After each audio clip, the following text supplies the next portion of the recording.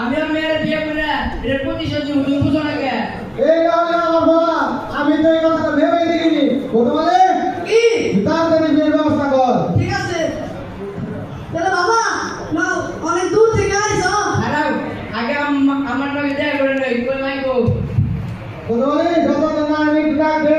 নানি ও নানি যাই গেল কেন আইছে শালা এক শয়তানের নামে নাই করা আরেক শয়তান রাখো আব্বা মারা করে গিয়ে বললো কে? তুই তো জানাসি তোর মায়ের কি শিক্ষিত বেশি, তাই নিয়ে একটু বেশি দেখা। হ্যাঁ বুঝছি।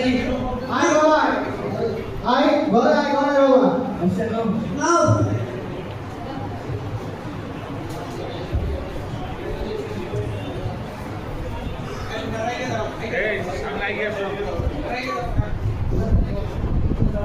কিরে বন্ধু, আমরা এত পড়ালেখা করে মেডিকেলে চান্স পেলাম না, কিন্তু আমাদের সেই খারাপ স্টেপগুলো মেডিকেলে চান্স পেয়ে গেল কিভাবে? আবেই তো এগুলো সব পুরো নিজের কারণে হচ্ছে। পাশের গ্রামের যে বাচ্চা আছে অর্সেলে মাসুদ উরফে টাইগার মাসুদ, ও ঢাকায় থাকে। লাখ লাখ টাকা বিনিময়ে গ্রামের অশিক্ষিত যুবকদের মেডিকেলের প্রশ্ন বাছাই করে, যার কারণে আমাদের মতো শিক্ষিত ছাত্রগুলো মেডিকেলে চান্স পায় না। আমার কাছে আসছিল 12 লাখ টাকার বিনিময়ে মেডিকেলে পাস করতে দিতে বলেছিল, কিন্তু আমি রাজি হইনি।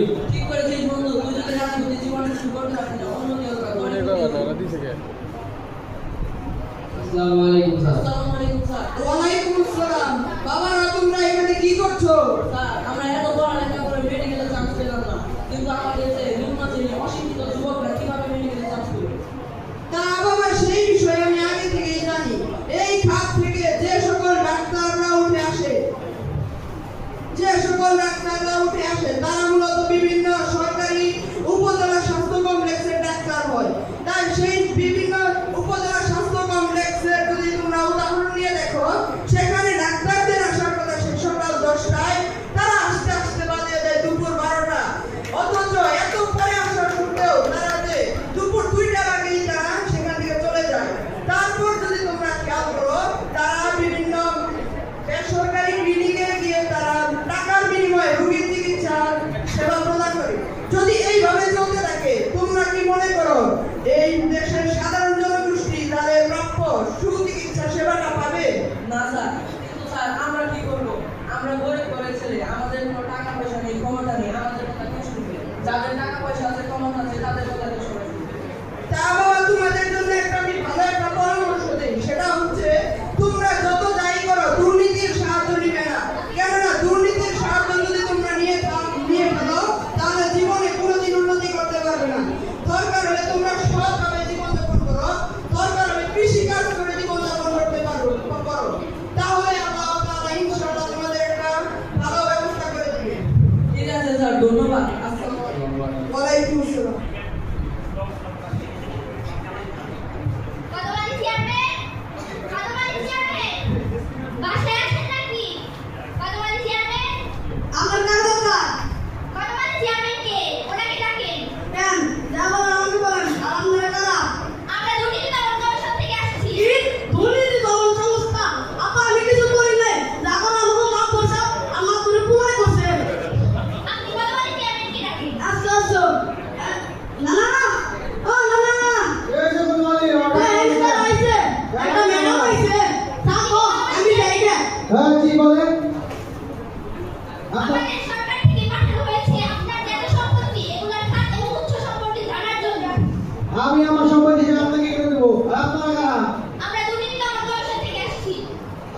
আমার কোনো সম্পত্তি হিসেবে আপনাকে দিতে পারবো না। আপনারা আমার বাড়ি থেকে চলে যান। এছাড়াও আমাদের কাছে তথ্য আছে আপনার ছেলে মাসুদ ওরফে টাইগার মাসুদ মেডিকেলের প্রশ্নবাসের সাথে জড়িত। ওনাকে আপনি ডাকেন। মাসুদ, বাবা মাসুদ, হ্যাঁ তাকাও, কি হইছে? ঢাকা থেকে করবা তো কেন? দেখছে পেট তুমি ভুঁড়ির দিকে আইছি, আমি তো কিছু বুঝি না। দেখ কি কয় আর। আর ওই যে কথা কই, কি হইছে? কে আপনারা? আমরা দুর্নীতি দমন কমিশন থেকে আসছি। আপনার বাবার যত সম্পত্তি, আপনার বাবা প্রতি মাসে 25,000 টাকা করে বেতন পায়। তবু তার ব্যাংক অ্যাকাউন্টে কোটি কোটি টাকা, এটা কিভাবে সম্ভব? এগুলোর হিসাব দেন। আমার বাবার ব্যাংকে যে এত কোটি কোটি টাকার সম্পদ, তার কি প্রমাণ আছে আপনাদের কাছে? এই দেখেন, আমার এত লেখাপড়ার সময় নেই, আমার সময় নেই, অন্য কিছু থাকলে সেগুলো দেখান, ধরেন। এগুলো তো আর মিথ্যা বলছে না। আব্বা ইন্ডিয়া হাউসের কথা আছে তোমার লগে। আমার কি হলো? এই যাও আমাকে সব কিছু তথ্য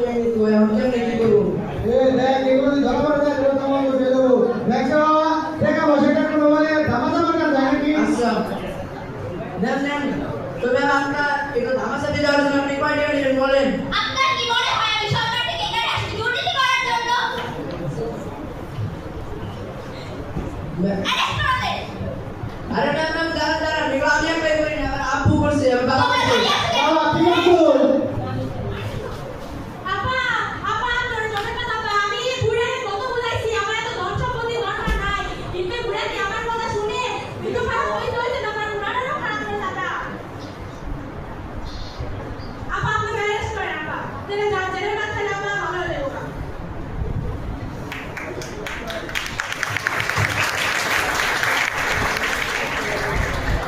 ধন্যবাদ দৈনিক নাটকের সকল সদস্যদের।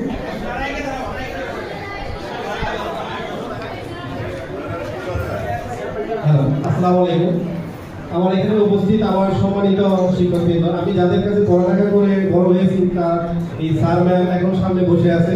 তাদের সামনে আমার আচরণগত বা ভাষাগত যদি কোনো ভুল হয়ে থাকে আমার নাটিকাতে, তাহলে আমাকে ক্ষমাসুন্দর দৃষ্টি দেখবেন। ধন্যবাদ সবাইকে।